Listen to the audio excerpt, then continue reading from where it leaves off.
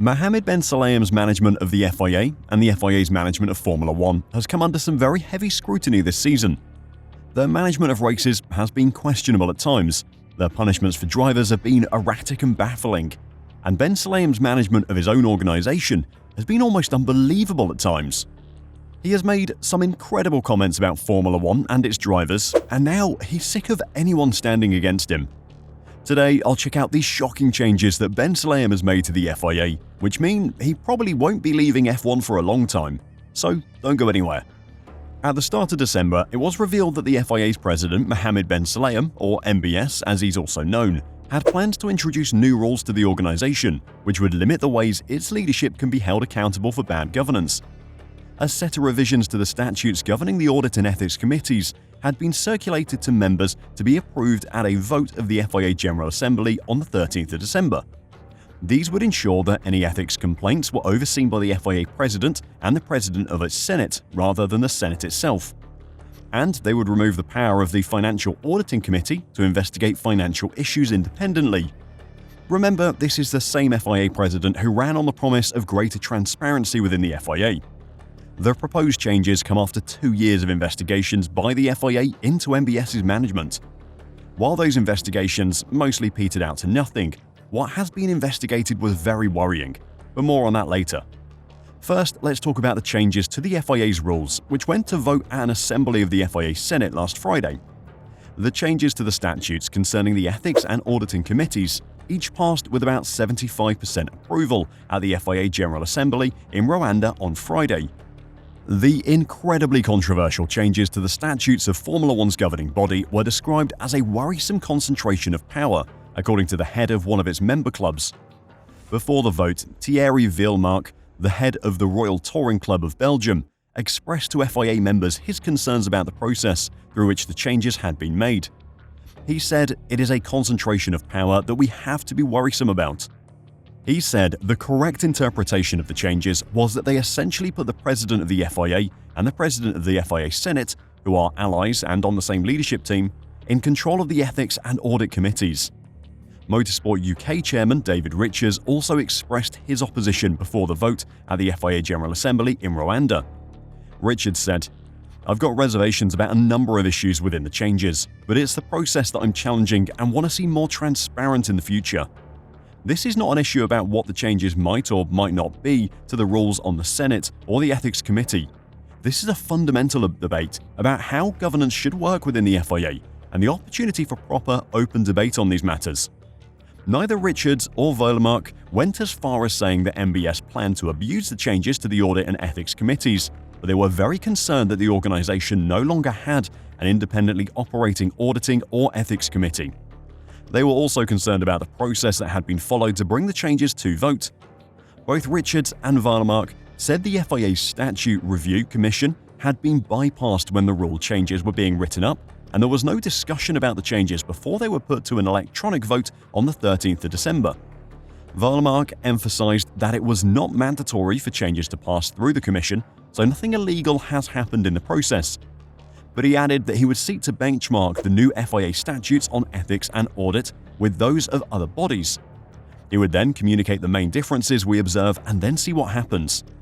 Heads of the Belgian, British and Austrian members of the FIA have now all publicly expressed their opposition to the process of introducing the changes, and there is said to be growing opposition of what is happening within the FIA at the moment among European member clubs.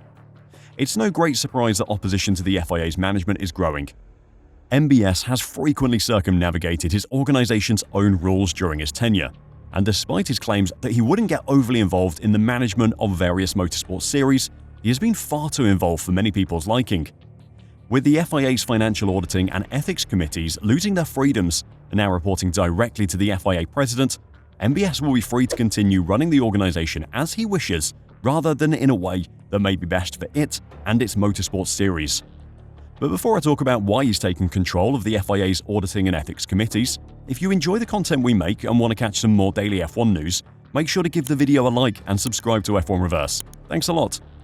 So why has MBS removed the freedom of operation from the Financial Auditing Committee and the Ethics Committee? And how has he managed to get the changes approved?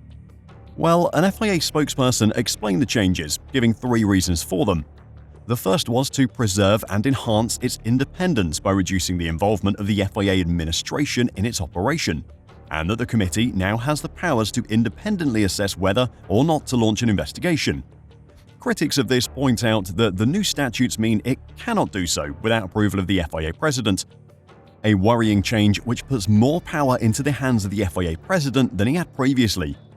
The spokesperson added that as a result of continuous leaks to the media of confidential material, it was proposed that the distribution of any ethics committee report will be limited. They say this does not prevent the two presidents from involving the Senate or Senate members or other members of the FIA or its staff discussing or implementing any recommendations from the ethics committee. However, critics say it does remove the obligation for them to do so, which previously existed. With the reports and recommendations of the Ethics Committee now completely within the control of the FIA president, he has the freedom to do as he wishes. If the committee finds issues with his management of the FIA, there's nothing that they and the Senate of the FIA can do about it. In fact, they'll probably never know of any issues the Ethics Committee finds with MBS, as he won't have to tell anybody. Having a rule that forces the Ethics Committee's reports to be released is great, as it means they can't be hidden. Having the FIA president say he will do it after abolishing the rule which forces him to do so screams of foul play. But why take away the committee's freedoms if they don't intend to limit their operational freedoms? Well, the statement went on to say that the reports may contain material of a confidential nature, which is why they shouldn't be automatically published, but the change still limits that decision to the FIA president and the Senate president. While the FIA have tried their hardest to explain this away as a change to ensure proper governance, it very clearly is not. The only thing these changes do is ensure that the only person with power of the governance of the FIA is MBS. But why has MBS decided to take complete control of the FIA in this way? With the FIA president up for election next year, wouldn't this undermine the voters' confidence in him? Well, for starters, there's currently no one running against him for election, so for the time being he's pretty safe in his position. However, investigations into his actions as the FIA president by the Ethics and Financial Committee have given him a lot of bad press. The Ethics Committee in March cleared Ben Sulayem of 2 allegations from a whistleblower that the FIA president had interfered in the Saudi Arabian and Las Vegas Grand Prix in 2023. The whistleblower said they had witnessed Ben Sulayem seek to overturn a penalty to Aston Martin's Fernando Alonso in Jeddah and seek to force the race director to not certify the Las Vegas track before its first race. Alonso's 10-second penalty was overturned after the race, and the attempts to not certify the Las Vegas track would have seen the race called off, which would have been a huge blow to Formula One management, whom MBS has been at war with throughout his tenure. The Ethics Committee said it found no evidence to support either of the allegations. 2 of the 4 members of the Financial Audit Committee were fired after they raised questions about 3 separate issues with MBS: the alleged inappropriate use of the president's expenses, the departure of the FIA CEO, and the $1.5 million President's Fund. They felt that MBS using his $1.5 million expenses to set up a fund to pay 2 motorsport committees around the world could be seen as attempted vote buying. With both committees now completely under MBS's control, there'll be no further investigations into his management, his interference in Formula One, or into his unethical use of FIA money. And with no one running against him, and his use of FIA funds unregulated, he's free to act as he wishes, meaning despite the election next year, MBS is set for another term as FIA president. How do you feel about that? Do you think it's going to be bad for Formula One? Let me know your thoughts in the comments down below, and until next time, drive safe and bye for now.